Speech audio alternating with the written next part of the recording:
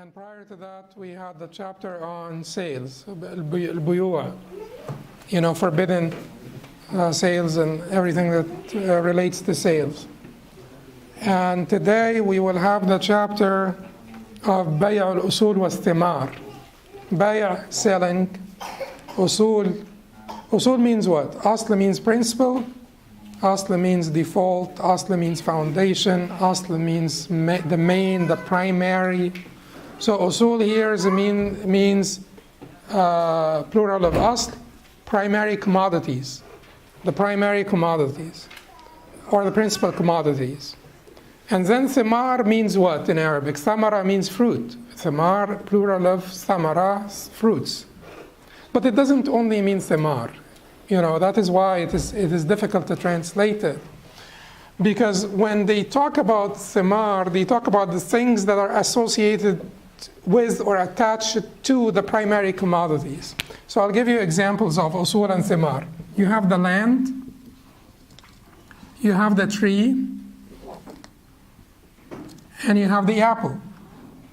The apple is thamara, clearly fruit, And then the tree is al-asl, the primary commodity. If you sell a tree, you could sell a tree without selling the land, by the way, in Islam, or like a palm tree or something.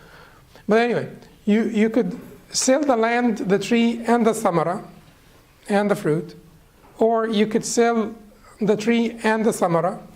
Or you could sell the land and the tree. Okay?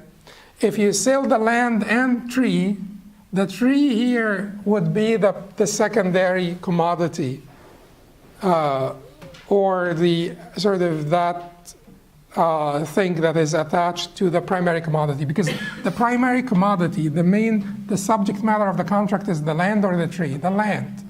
And then the tree would be the secondary commodity.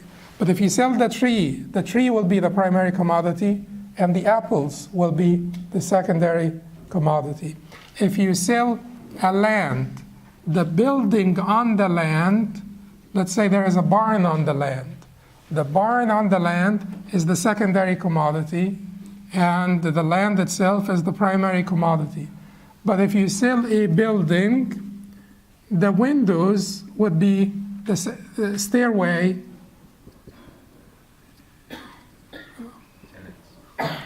Stairway of tenants? No.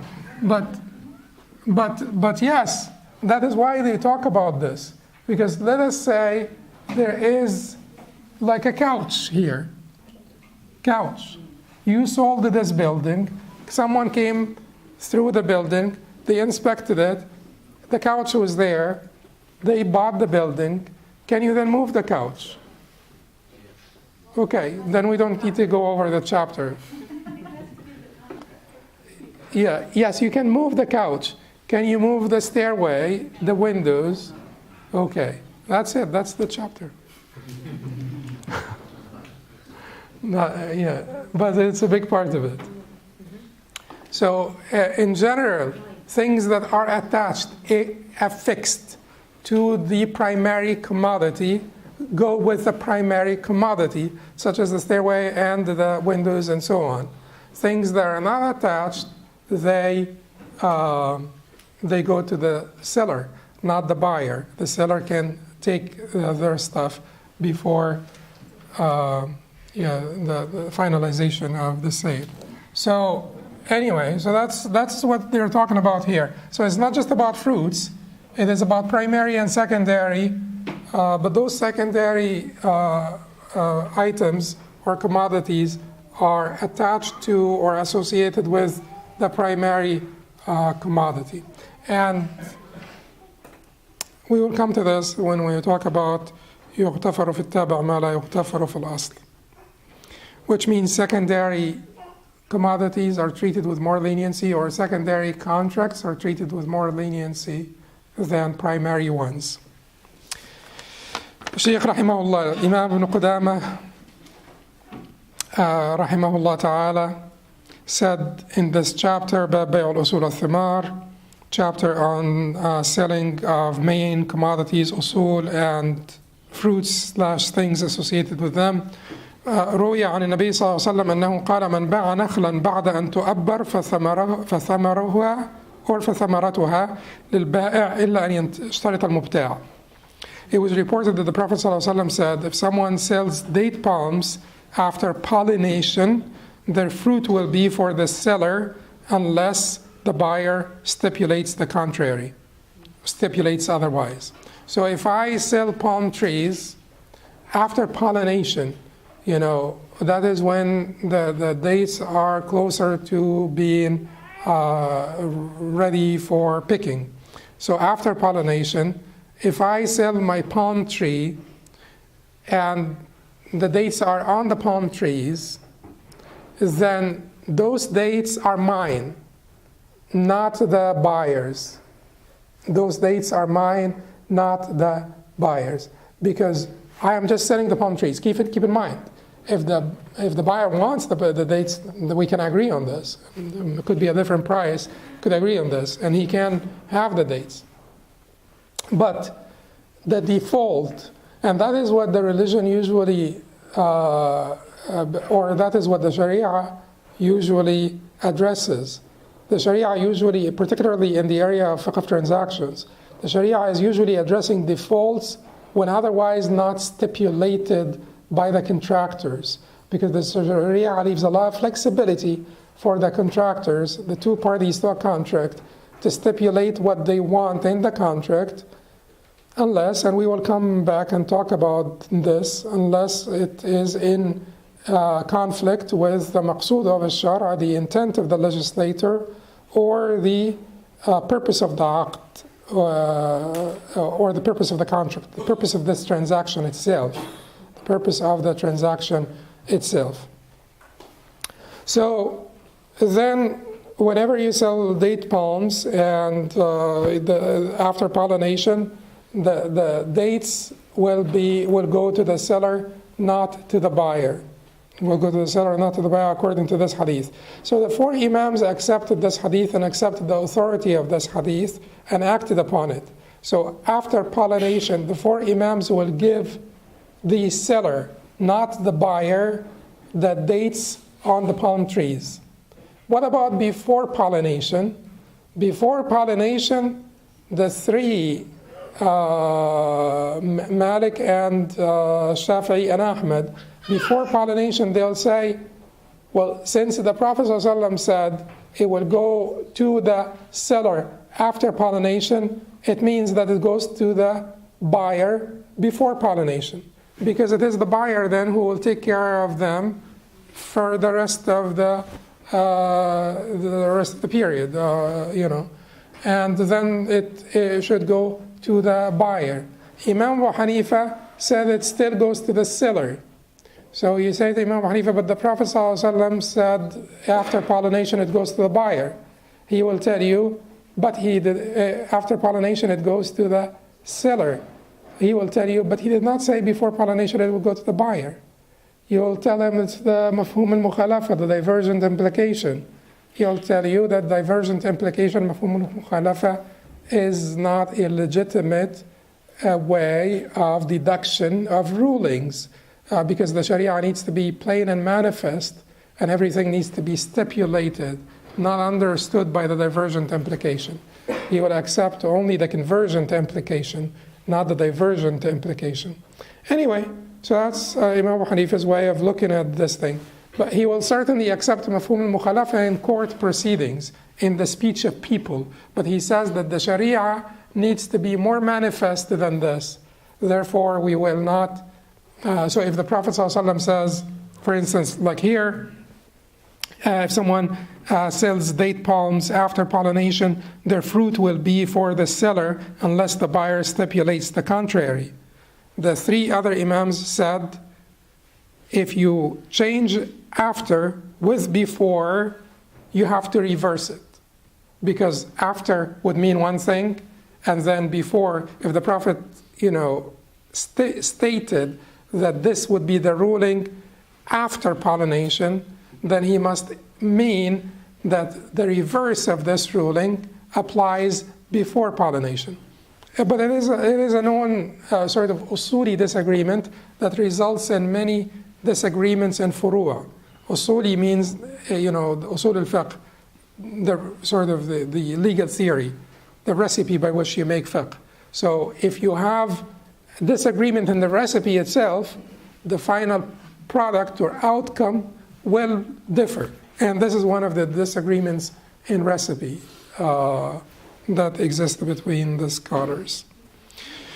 Okay, so, but this point is clear and does not need more elaboration. Then the Sheikh said, وَكَذَلِكَ بَيْعُ الشَّجَرِ إِذَا كَانَ ثَمَرُهُ بَادِيًا.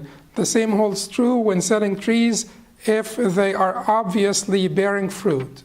So when the thamar is badi, there are obvious fruits on the trees, then the seller will get those fruits. He took care of them all the way until they became almost ready for picking. Then he gets them, not the buyer. The seller gets them, not the buyer. Then the Sheikh said, فإن باع الأرض وفيها زرع لا يحصد إلا مرة فهو للبائع ما لم يشترطه المبتاع. Some of these things are not very relevant to you because you guys are not farmers, but this is when we learn fiqh, we're learning everything. We're not just learning the things that are relevant, to us. So the Sheikh here, if land is sold with a crop that is harvested only once, the crop goes to the seller, unless the buyer stipulates its inclusion in the sale. Unless the buyer stipulates means yashtarit, to make a condition, to stipulate a condition clause in the contract. And we can talk about this a little later, but I wanted to, so if there is like corn here, this is corn. You have to imagine that this is corn. And then, so it's like if the crop is already here, and I sell this land, this crop is mine because it is already out there.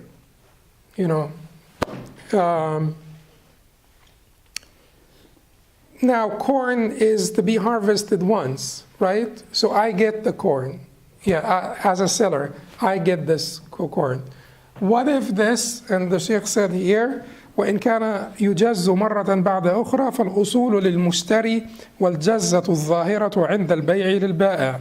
If the crop is harvested more than once, the roots are for the buyer and the harvest apparent at the time of the transaction is for the seller.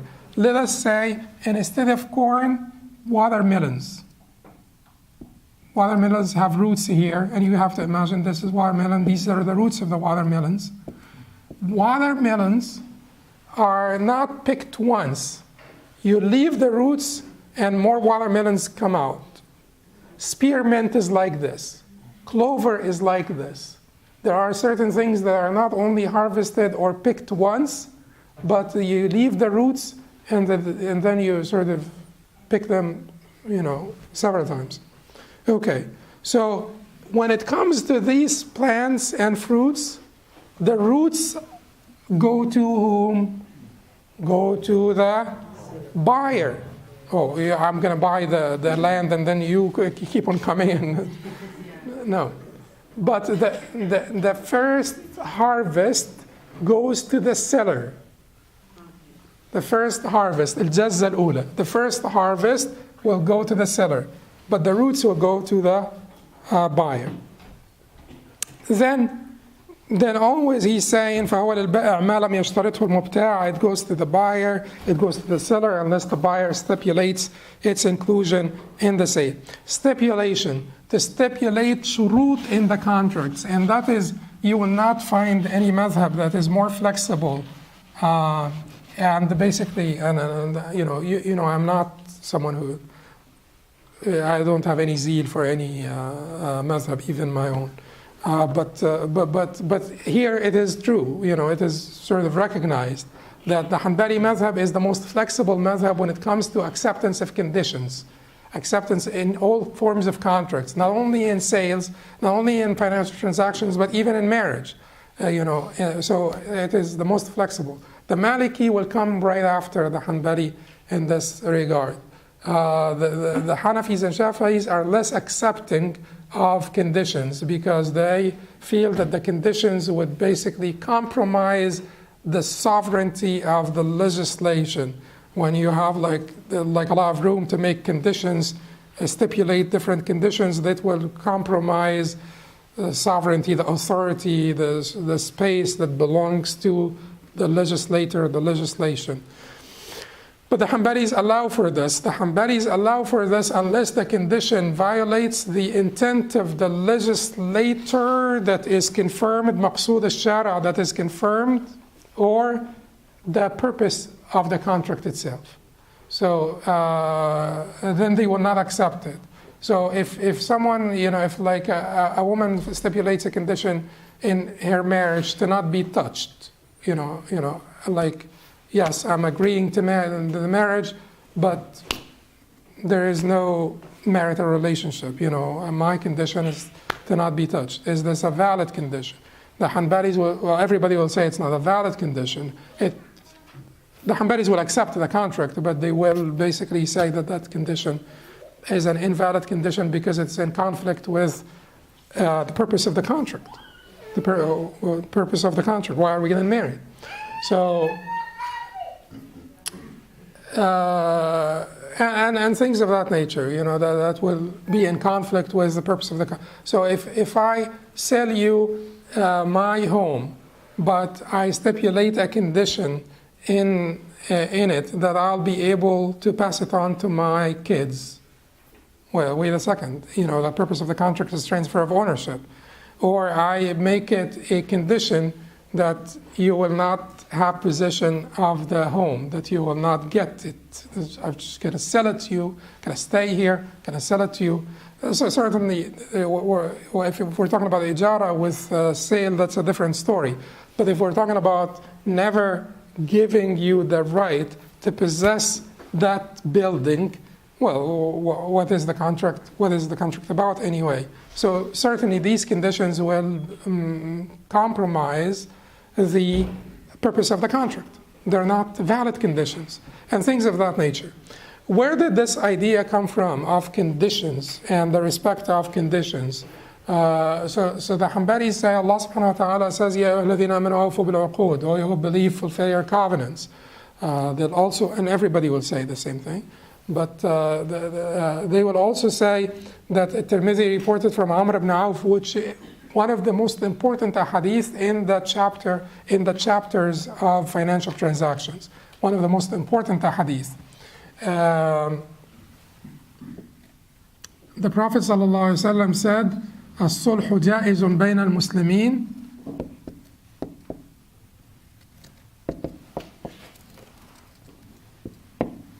إلا صلحا حرم حلالا أو أحل حراما.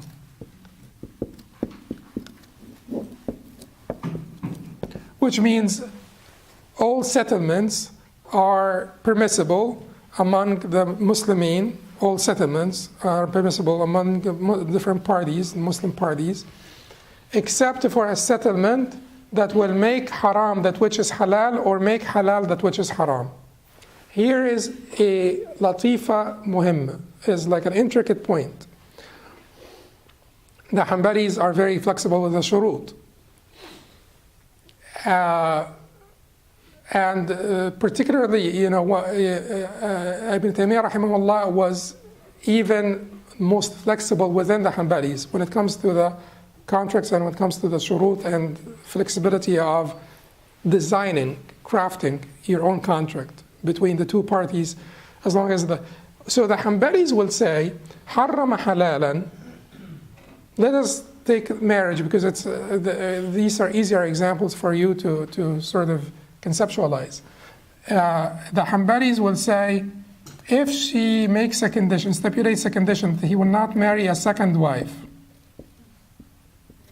He will not marry a second wife. The Hanafis, Malikis, and Shafa'is will say, she is making haram that which is halal. It is halal for him to marry a second wife. She's making it haram for him. Invalid. Exit. Doesn't work. The Hanbalis will say, no, she's not. She is only to qayd al-mubah, restricting that which is permissible, not making haram that which is halal. Let us say we sit down together and say, we'll make a settlement, and part of the settlement is that we agree that my son and your daughter will be haram for each other, sort of mahram, unmarriageable, will never get married. Can we do this? Will this take effect? Will they ever be able to marry? Yes, because in this case, my agreement with you, our settlement, our agreement does not make haram that which is halal. So it does not make, his daughter unmarriageable to the other guy's daughter. It doesn't work, And that is where the Hanbali is limited to examples of this nature. But the Hanbalis say that when it comes to the area of permissible mubah, then we can go two ways. Make that permissible binding, and that would be fine. Or restrict that which is permissible, and that would also be fine.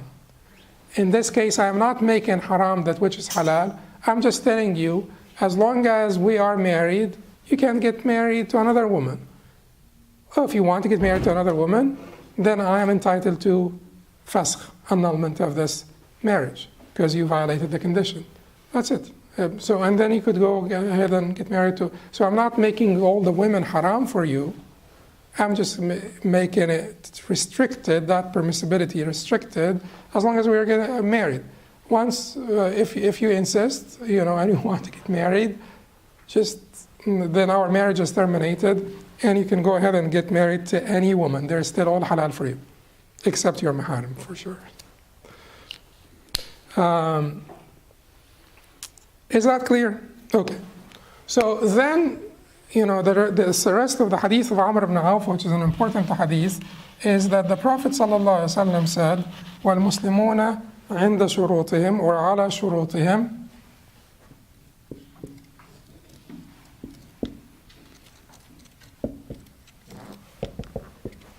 So Muslims, what does it mean عند or على شروطهم? Muslims abide by their conditions. إلا شرطا, the same applies here. إلا شرطا حرم حلالا أو أحل haraman. So it's the same thing. It's settlements and conditions. Conditions, different clauses in the contract or conditions in the contract that we agree on. If we are the two parties, we are it, right? We can make whatever contract we want to make.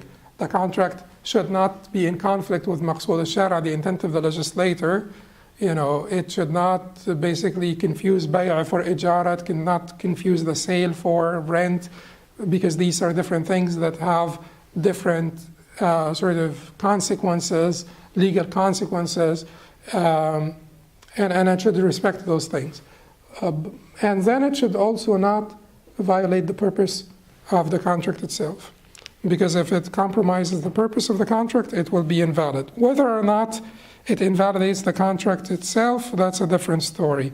And the scholars disagree all the time over what invalidates the contract and what does not invalidate the contract.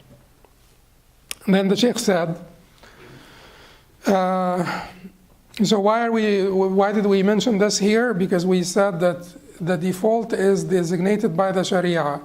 If you buy the land after the crops are out, when the crops are out, badi and are out, then the crops will go to the seller by default, unless the buyer stipulates otherwise in the contract, unless the buyer demands in the contract that the crops will go to them, then the crops will go to them. Then the Sheikh said, نهى رسول الله صلى الله عليه وسلم عن بيع الثمرة حتى يبدو صلاحها. The Prophet صلى الله عليه وسلم prohibited selling fruits or fruit until its maturity becomes apparent. Until its maturity becomes apparent. ولو باع الثمر بعد بدو صلاحها على الترك إلى الجذاذ جاز. If it is permissible to sell the fruit still on the tree after it shows signs of ripeness, on condition that it be left on the tree until the appropriate time of picking. So here نهى رسول الله صلى الله عليه وسلم عن بيع الثمرة حتى يبدو صلاحها. The Prophet forbade selling the fruits until they're basically ripe, or signs of ripeness appear on them. And at the end, he will mention what those signs of ripeness are. There is an exception here. This was reported by al-Bukhari and Muslim from Abdullah ibn Umar, the prohibition to sell the fruits before they are ripe. Because there is an element of gharar here. You don't know whether they will ripen or not. If you buy the fruits before they ripen, there is a lot of risk here involved, and you're not going to be the one taking care of these fruits or these crops. Therefore, that is a risky transaction that you should not be involved in. Is that clear? So the apples, they're not anywhere close to ripening. You can't sell those apples on the tree until they show signs of ripeness, which he will discuss later for the different crops. What are the signs of ripeness that they are now ready to be sold? Okay.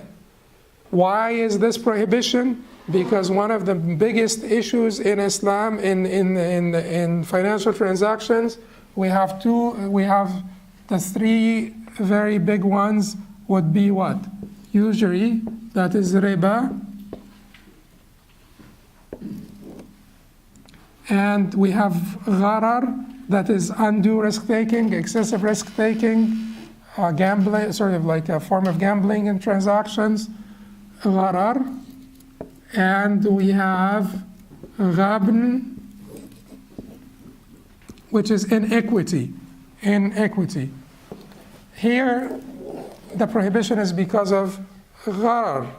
Because when the fruits are not ripe, you don't know whether they're ripen or not, and you will not be in control.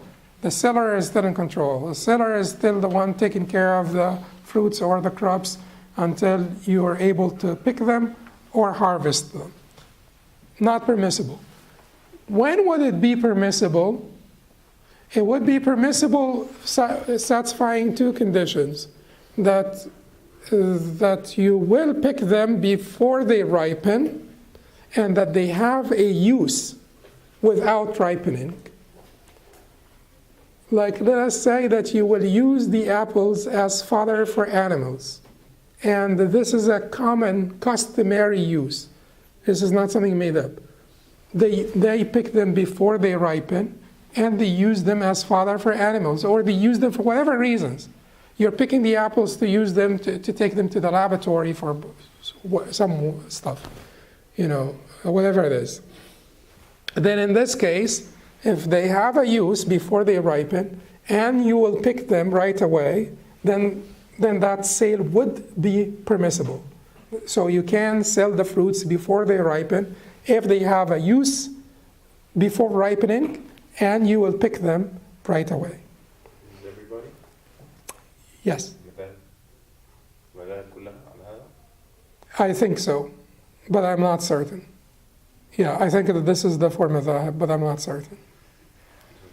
وإياكم. And then he said,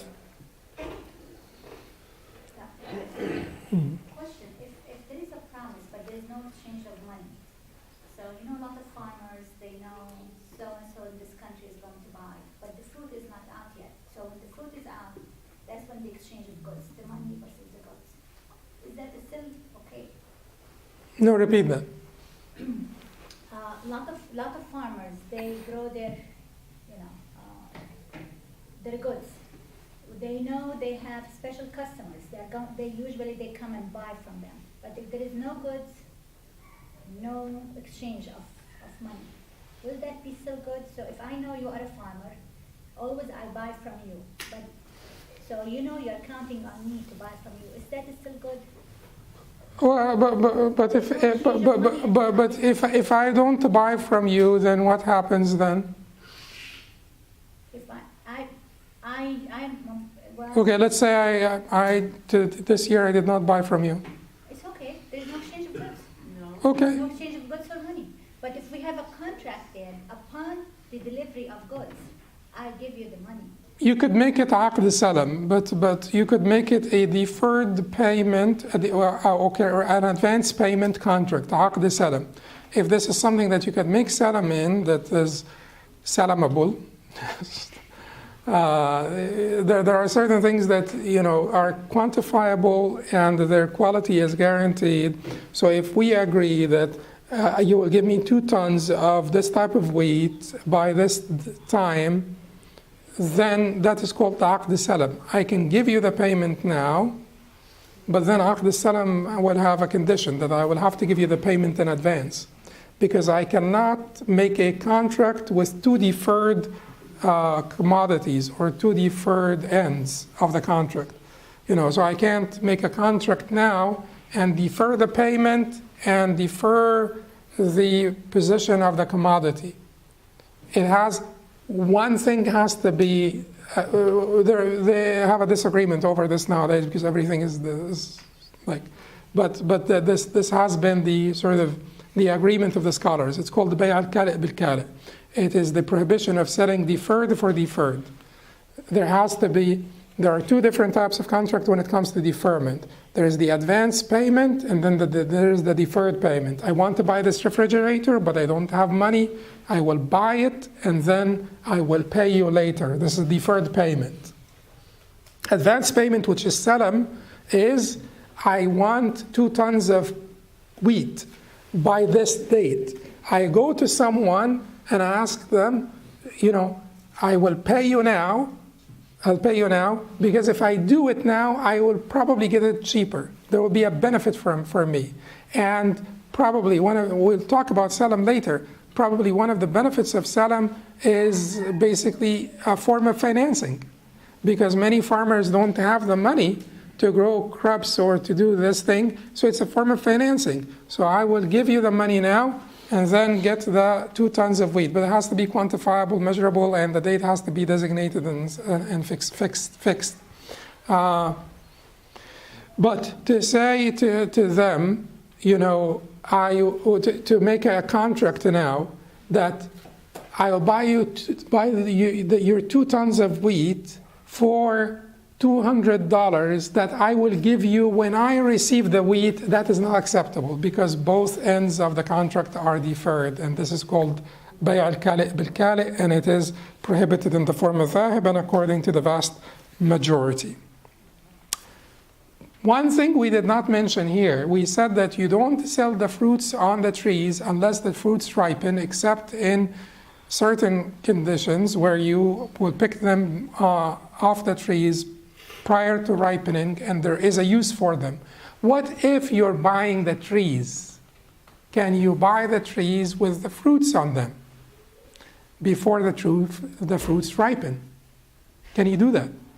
Or you're buying the land with the trees, and there are fruits that are not ripe yet. Can you buy everything all together? Yes. Huh? If the price is included, they will calculate the prices. Yes. This is like buying a she-camel with a fetus inside. It is not permissible to buy the fetus inside her womb alone. But it is, when it is a secondary contract, the fetus now is not the primary contract. If the fetus is the primary contract, there is so much what? Gharar, undue risk-taking, excessive risk-taking, to buy the fetus inside the she-camel's womb. But if you are buying the she-camel, and she is pregnant, and you're paying a little bit more, keep in mind, you are paying a little bit more because she is pregnant, then in this case, that is permissible. It is good. The same applies here. You're selling the trees, And then there are unripe fruits on the trees, unripe, but you are selling the trees, not just the fruits. If the fruits are unripe, you cannot sell the unripe fruits, except in the conditions that I mentioned. But if you are selling the trees or selling the land and the trees, then in this case, it would be fine. Why is this? Because we have a legal maxim or a قاعدة فقهية that says what? يغتفر في التابع ما لا يغتفر في الأصل. It says يغتفر. يغتفر means what? Forgiven. Things will be forgiven. في التابع, concerning التابع, which is the secondary contract, ما لا يغتفر في الأصل. Asl is what? Taba is the secondary contract. Asl is the primary contract. So more leniency will be shown to secondary contracts or clauses in the contract than in primary contracts. We apply this all over the place nowadays. The stock market itself is based on this. Otherwise, the stock market, all of it will not be permissible for us. Because when you buy and sell in the stock market, you're buying a share in a company. You're buying a share in a company, you're paying cash. The company owns cash. So you're buying cash for cash here. But the cash here is not intended. The cash here is not intended. So the cash is taba, is secondary to the share that you're buying in the company. If you're buying, a share in Ford, you're buying what? Part of Ford. One of 2 million parts of Ford. What is Ford? Ford is a company that has sort of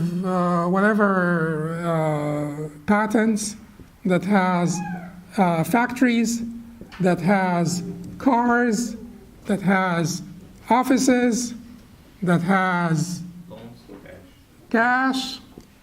Okay. Cash. And cash. You're buying this for cash. Can you buy cash for cash? You can't do this.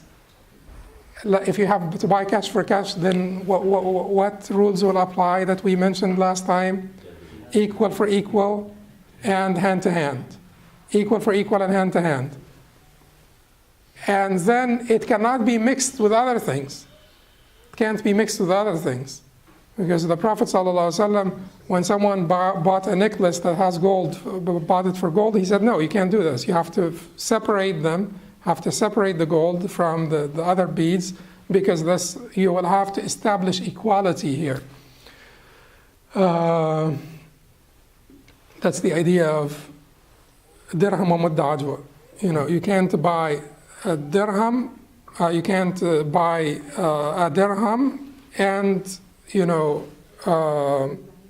mudda ajwa, which would be this, the fill of 2 hands of dates, ajwa dates. Okay, for a dirham. You can't do that. But anyway, you understand why, because we have to establish equality. And so here we're buying, this is patents, factories, cars, offices, cash, etc. for cash. Why is this halal? Because we say يغتفر في التابع ما لا يغتفر في الأصل. Leniency will be shown concerning secondary clauses or secondary commodities. When you buy a share in Apple or in Ford, you're not really intending to buy the cash surplus they have. That is not really the primary contract. That is not really the primary contract. That is like when you buy bread for salt. Bread for salt. The bread has salt, right? So if this will be a problem here, because it's salt for salt. They said it's okay, because no one is intending to buy the salt in the bread. That is not intended. Therefore, it is secondary. It's not intended. Anyway, but this is a major principle. If you remember this legal maxim, Remember also the hadith of Amr ibn Auf, الصلح جائز بين المسلمين إلا صلحا حرم حلالا وأحل حراما والمسلمون عند شروطهم إلا شرطا حرم حلالا وأحل حراما. Then you would have gotten very good points out of this class.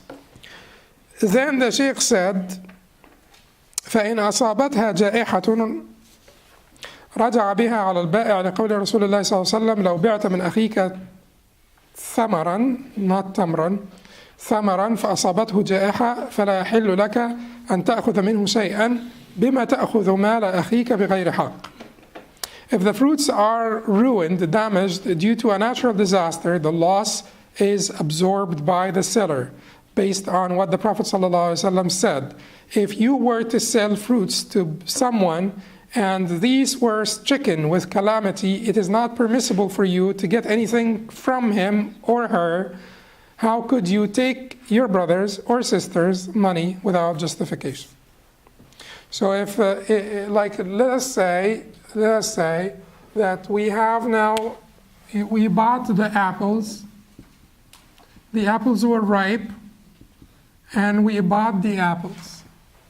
And some aphid or natural disaster or calamity or something befell the trees and the fruits or the crops, and everything now is gone. You know, the apples are ruined, gone, ruined, whatever happened to them. So who's responsible now? Who's liable? Whose loss is it? The seller, according to the Hanbalis and Malikis. The buyer, according to the Hanafis and Shafi'is. So, how are the Hanafis and Shafi'is answering this hadith? لو بعت من أخيك ثمرا فأصابته جائحة فلا يحل لك أن تأخذ منه شيئا. If you buy from your brother, or if you sell to your brother fruits, and then they are sort of afflicted by a calamity, a natural calamity, then it is not permissible for you to take any money from your brother.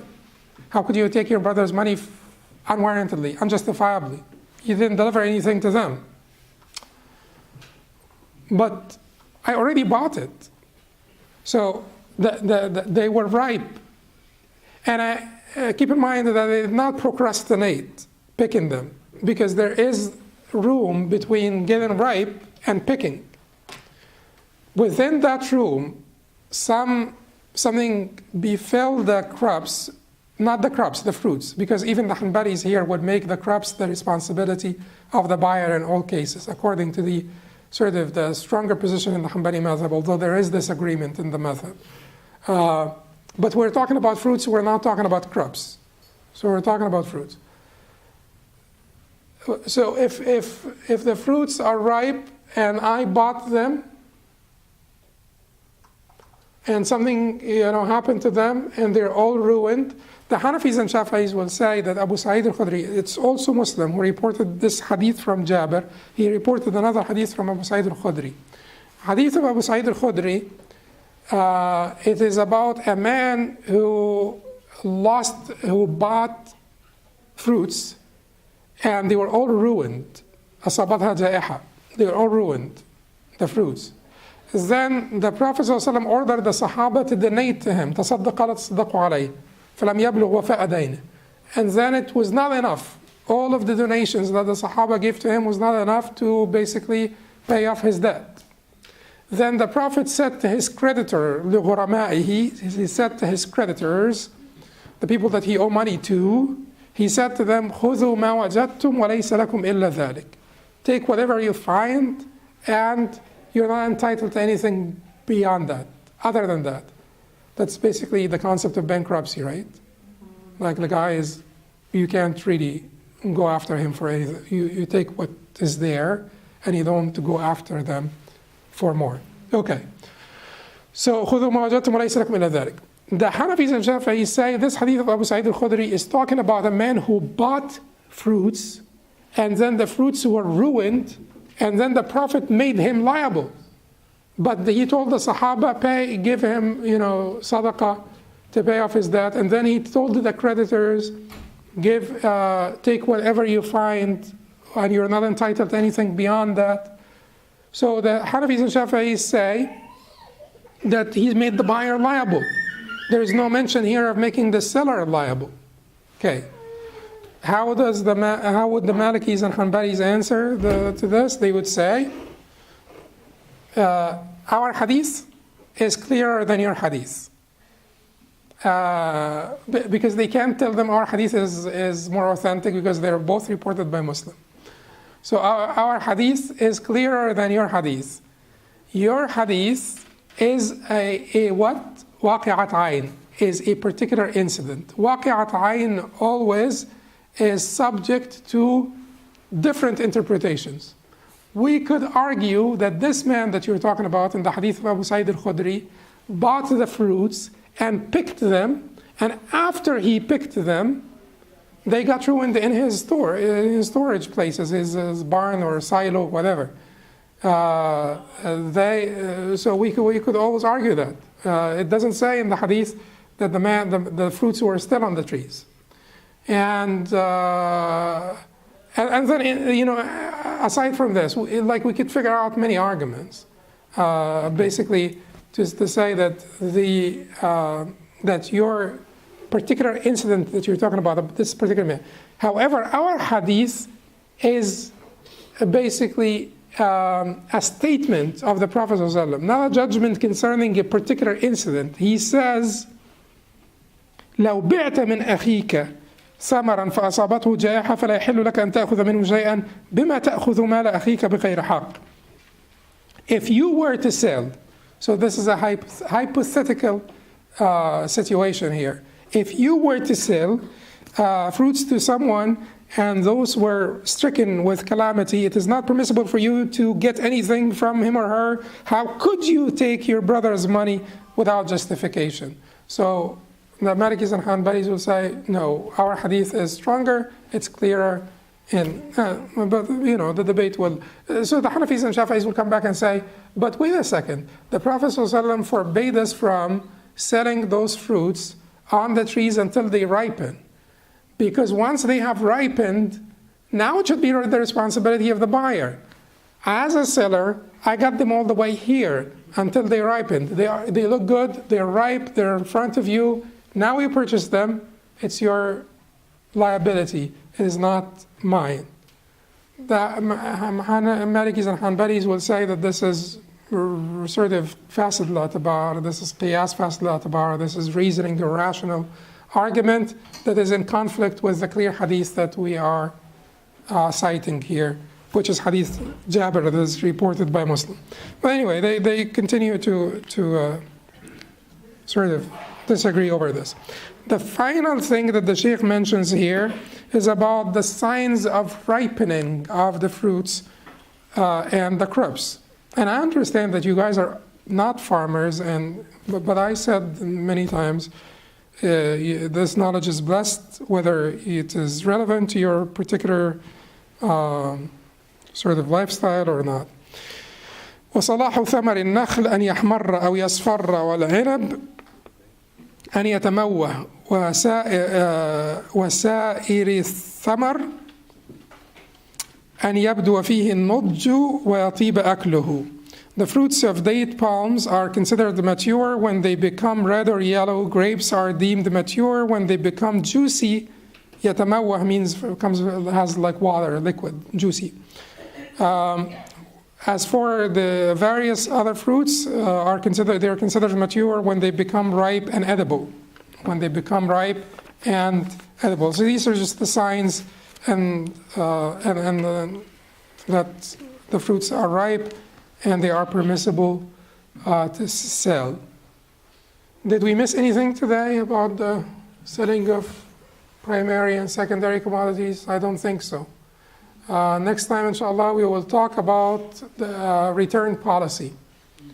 It's called al-khiyar, which is the option to cancel a sale. And there are different types of options to cancel a sale. There's khiyar al-shart, khiyar al-majlis, khiyar al-shart, khiyar al-ayb, khiyar al-tadlis, khiyar al-khilaf. Different types of option because of a defect, option because of تدليس. Anyway, False advertisement. yeah, false marketing or false advertisement. Option because before the separation, the physical separation, khiyar al-majlis, and khiyar al-shart option that is stipulated as a condition in the contract, which is basically what most of the return policies are about nowadays, stipulated in the contract that you have option for a certain period of time to cancel or to return. Unless it's LL beans. That's what? This is what? It's called LL beans or what? Oh, yes, LL. Yeah, it's LL beans. It's a company. It's a company, yeah. Yeah, I think there are two parties. You could return the stuff for them indefinitely. And Land's End also, I don't know if Land's End still has this. Yeah, with everyone, but not anymore. There are, yes, yeah. But this is controversial in fiqh. The four mazahib say that you cannot do this. It cannot be indefinite. It has to be timed. It cannot be indefinite. But there are some scholars who said that it could be indefinite. Anyway, we'll talk about LL beans and Land's End next time, inshallah. قولوا قولي هذا استغفر الله لكم سبحانك وبحمدك اشهد ان لا اله الا انت استغفرك واتوب اليك.